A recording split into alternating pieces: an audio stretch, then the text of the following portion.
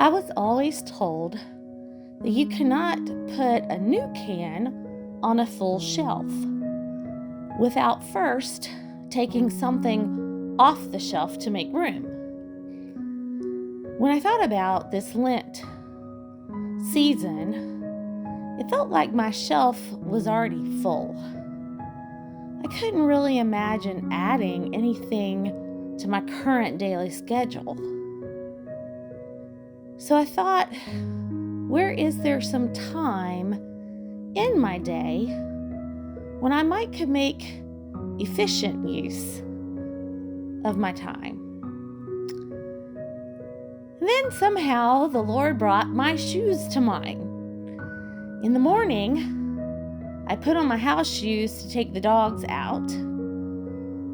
Then a little bit later, after I've done several chores, I put on my work shoes for the day.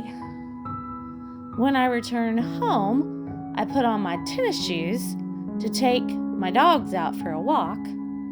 And then when I'm done with the day, I put my house shoes back on. That's at least 4 times a day when I am changing my shoes. Now, I was thinking about that time.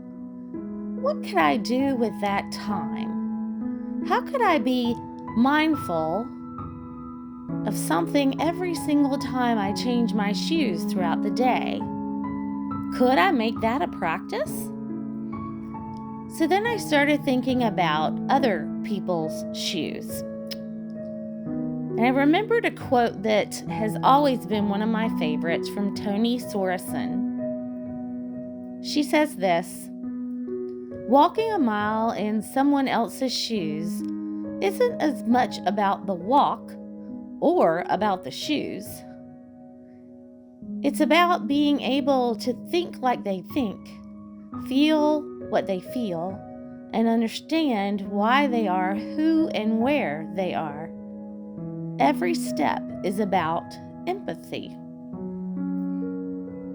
That sounds like a practice to me, being mindful of empathy every time I change my shoes.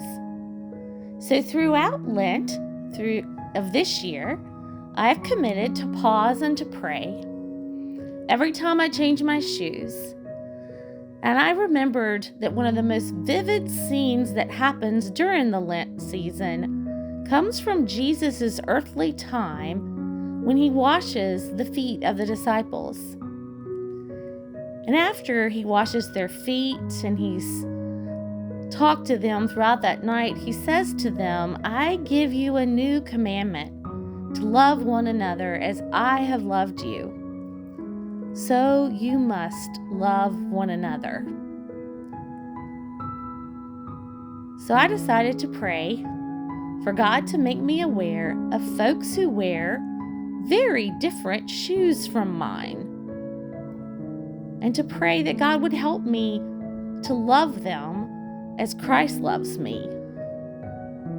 I pray that I will learn to love Sylvia at Kroger, who rings up my groceries and wears those black sneakers, and Rob, who gives me my coffee at the drive-thru, these big brown boots,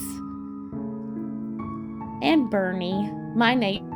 Now, as I am changing my shoes, I am mindful of the people that I come into contact with every day who are wearing all sorts of shoes, who are living lives in all sorts of ways. And I just simply pray, God, give me empathy and love for each person the way that Christ loves me. That's it when I'm changing my shoes.